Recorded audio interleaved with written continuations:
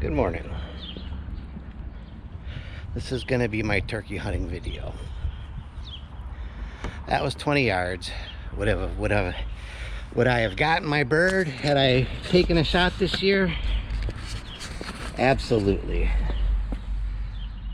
It's right in there. Saw a lot of hens. The very first morning I had 4 jakes come through, and for those that aren't familiar with turkey hunting, jakes are like last year's hatchlings, and they need another year to become full grown, so I didn't shoot any of them. I never saw any big toms this year.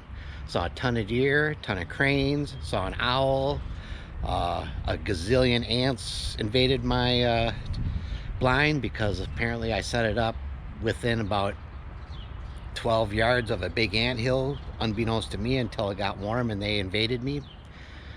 It was a great season, but I didn't get a turkey this year. So I'm gonna post just a couple of small clips from the week and hope you all are doing good. I'll catch you on the next one, and I hope you all are having a great spring. So thanks for watching, and I'll catch you on the next one. Bye.